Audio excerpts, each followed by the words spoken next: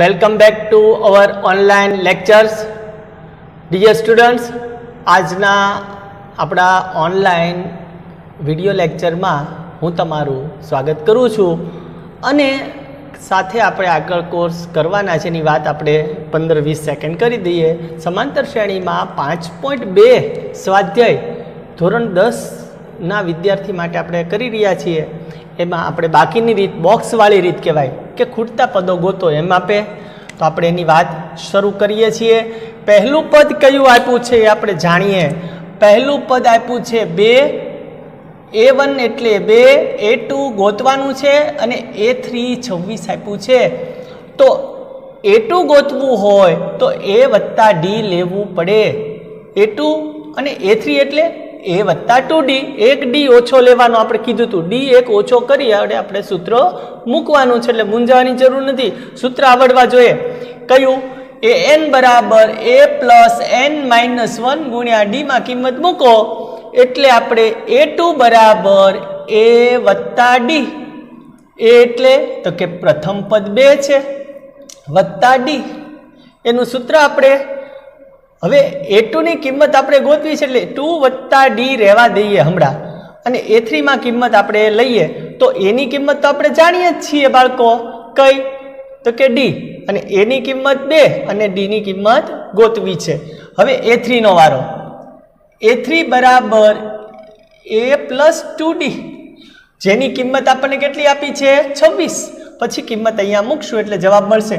a બરાબર તો કે 2, d બરાબર ગોતવાનું છે બરાબર 26, માટે 2d પ્લસ 2 બરાબર 26. 2d બરાબર 26 માંથી 2 જાય તો 24 આવ્યા, માટે d ની કિંમત 24/2 એટલે કેટલા આવ્યા? 12. એ 12 કિંમત આપણે મૂકીએ એટલે આપણને a2 મળી જાય. ચાલો એ કિંમત અહીંયા મૂકું છું. a બરાબર તો કે 2 હતા, d બરાબર 12 હતા, 12 ને 2 14, એટલે આપણે જે જવાબ આવ્યો એ 14 આવ્યો. આપણે બોક્સ મોટું કરી નાખીએ છીએ, અહીંયા 14 મૂકું છું. ચાલો હવે એ ગોતવાનો છે એટલે કે a1 ગોતવાનો છે. a2 બરાબર 13, a3 પાછો ગોતવાનો છે, a4 બરાબર 3. આપણે ટેક્સ્ટ બુકમાં સ્વાધ્યાયમાં આપણે ફરીથી ચેક કરી લઈએ. Box 13, box 3. ચાલો a2 નો સૂત્ર a વત્તા d બરાબર 13, a4 નું સૂત્ર a વત્તા 3d બરાબર 3.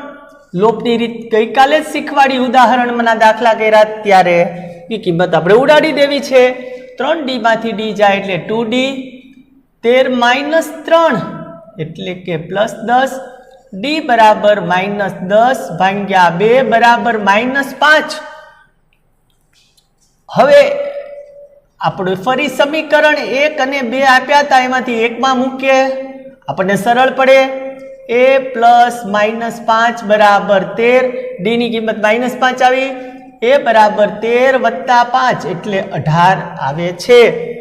એટલે કે a અને d બંને મળી ગયા. d મળી ગયો, a મળી ગયો, a મળી ગયો, d મળી ગયો. પછી તો કે પહેલું પદ મળી ગયું જે કેટલું છે? 18. એટલે અહીંયા ખાલી જગ્યા પૂરી નાખીએ, એની કિંમત મળી ગઈ.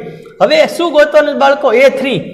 a3 બરાબર a વત્તા 2d, કારણ કે એક d ઓછો આપણે સૂત્રમાં મૂકશું એટલે ખબર પડશે કે d ઓછો.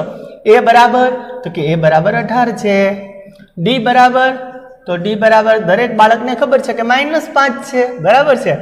તો 5 દુ 10, 18 માંથી 10 બાદ કરીએ આપણે એટલે આપણને 8 મળે છે. 18 ઓછા 10 એટલે 8.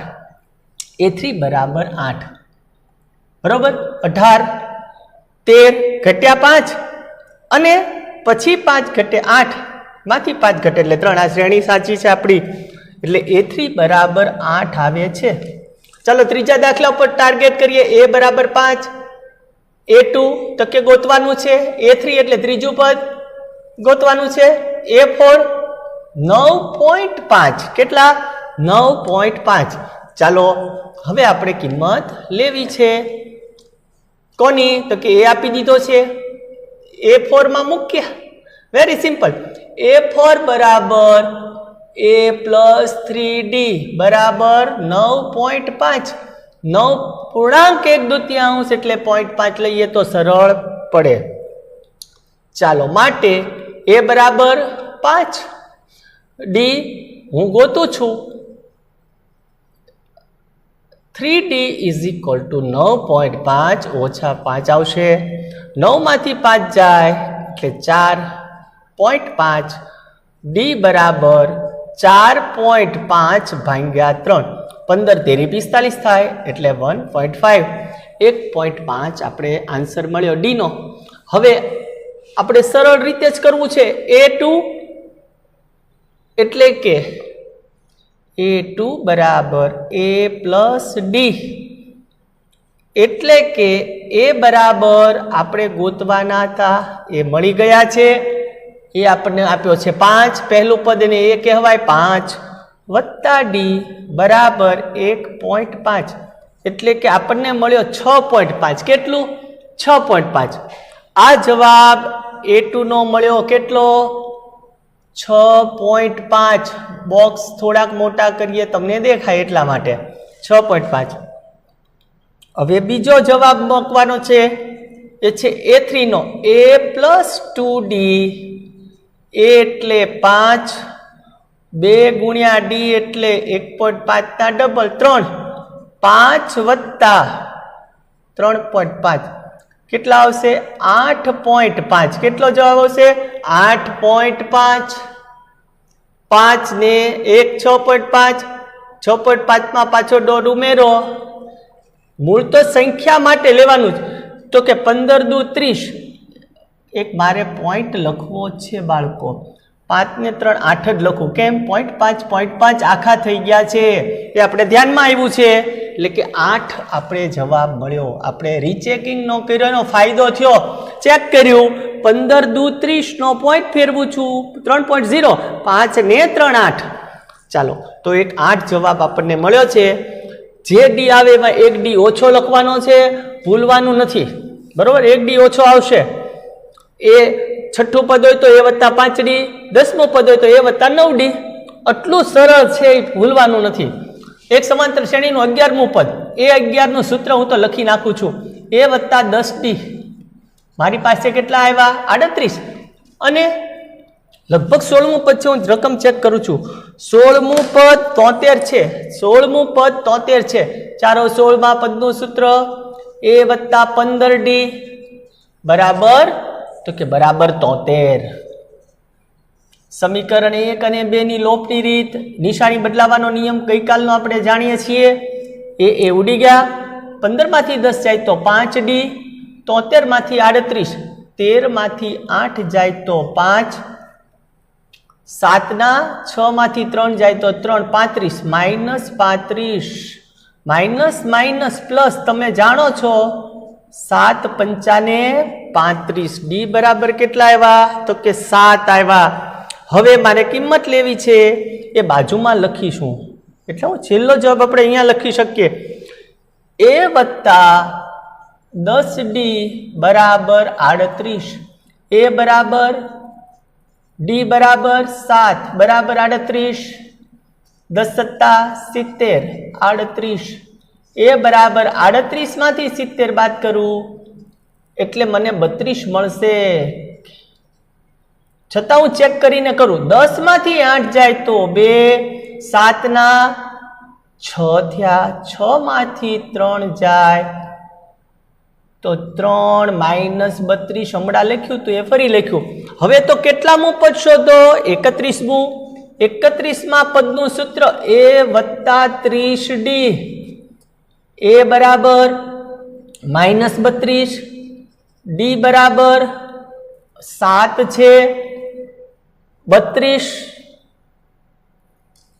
માઇનસ 32 ને 7 તેર 21, 210. 210 માંથી 32 બાદ કરો એટલે એ 31 મળે. 31 ગોતવું છે.